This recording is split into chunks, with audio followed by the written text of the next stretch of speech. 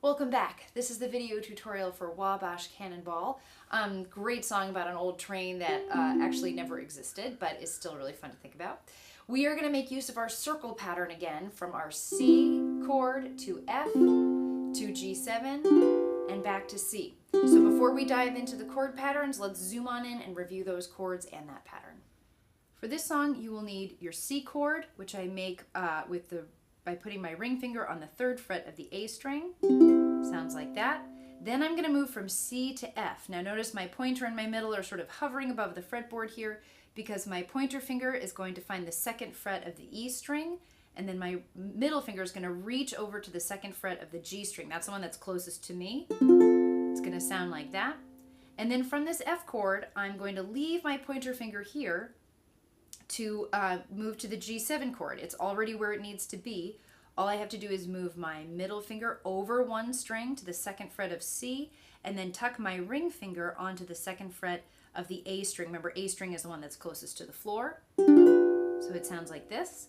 And then after that G7 chord, I'm going to come back to C, which we've had practice with before. I just lift my pointer and my middle up in the air, and then slide that the ring finger up to the 3rd fret of the A string.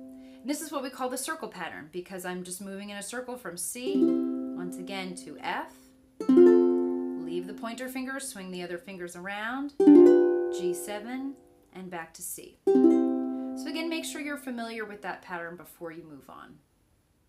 Okay, so you'll remember that circle pattern from old Dan Tucker, but what's going to be different this time around right away in our chord pattern is that we're not going to have an evenly split number of chords like we did, 2 and 2 and 2 and 2. In this particular song, we're going to kind of think about each line as 8 beats. And the first line is going to be 4 beats of C, 1, 2, 3, 4, and then 4 beats that are split between 2 Cs and then 2 Fs.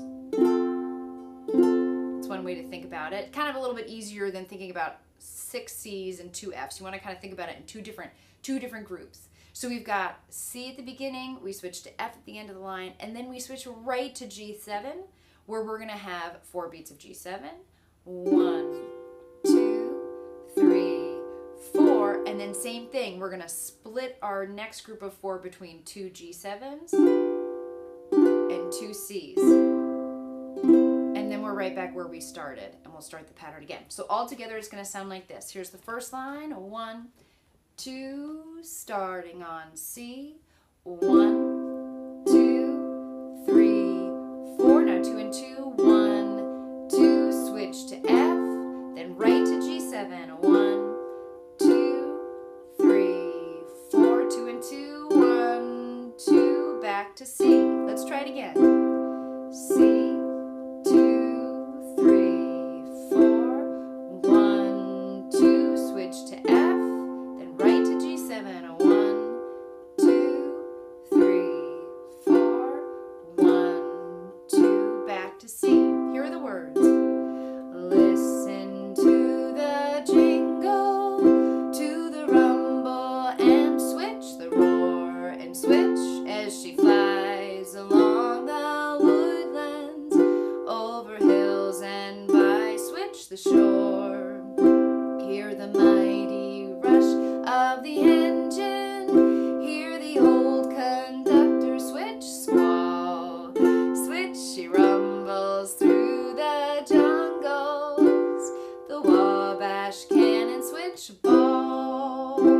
And pause right there for a second. So I won't be saying switch the whole time, but just in case we're still working on that pattern, I wanted to give you that cue. The other thing you might have noticed, and this is always good once you add the words to kind of think about what the words and what the melody tell us about when our chord changes are coming, is what happens very often in music is that the chord change comes on the last word of the line. So when I'm on all those C's singing, listen to the jingle, to the rumble and the roar, there's that last line where I'm really sitting on that note. That's my chord change. And then, of course, we know that right away we're going to switch to the G7 because we know that the G7 starts the next line. So we can kind of keep that group of 2 nice and short. And then same thing in the next line. As she flies along the woodlands, over hills and by the shore. Shore is the last word, and that's where our chord change came. It also rhymes with roar, which is really helpful also to keep track of those rhymes. As you get to know the lyrics better, you'll hear that rhyme coming, and that will help you remember when to make the chord change.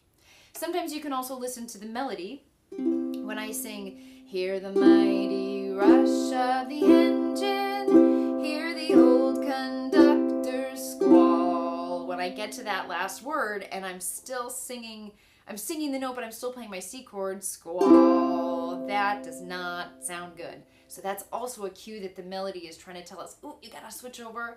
Old conductor's squall, that's much better, right? So listen out for all of those things to help you remember when to make those chord changes so you're not caught up too much in the counting, right? That's always our goal that we're trying to get to, is to feel it, not have to count it so literally in our minds. So feel free, this is a good chance to take a break here and review as much as you need to of the pattern. What we're going to do next, though, is play it all the way from start to finish through the whole thing, and that'll be kind of like another little step along the way to learning this song. So, like I said, feel free to pause it, go back over anything that you need, and when you're ready, here we go.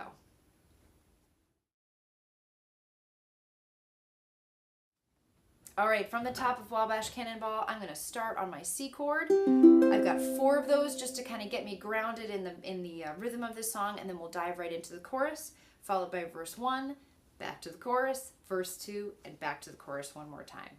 Here we go, starting on C, 1, 2, ready, and 1, 2, 3, here we go. Listen to the jingle, to the rumble and the roar, as she flies along the woodlands, over hills and by the shore. Hear the mighty rush of the engine, hear the old conductor's squall, as she rumbles through the jungles, the Wabash Cannonball. Here's verse 1, from the wide Pacific Ocean to the broad Atlantic shore, she climbs the flowery mountains, over hills and by the shore. Although she's tall and handsome, she's known quite well by all. She's a regular combination, the Wabash Cannonball. Back to the chorus, listen to the jingle, to the rumble and the roar, as she flies along the woodlands, over hills and by the shore. Hear the mighty rush of the engine, hear the old conductor's squall, as she rumbles through the jungles, the Wabash Cannonball. Here's verse 2, now the eastern states are dandy, so the western people will say, from New York to St. Louis, Chicago by the way, through the hills of Minnesota, where the rippling waters fall, no chances to be taken on the Wabash Cannonball. Chorus one more time, listen to the jingle, to the rumble and the roar, as she flies along the woodlands, over hills and by the shore. Hear the mighty rush of the engine, hear the old conductor's squall, as she rumbles through the jungles, the Wabash Cannonball. And end right there. Nice job, you made it all the way through. Excellent. Feel free to go back and use any part of this video that you find helpful for any reason, and make use of some of the audio tracks that I've included as well.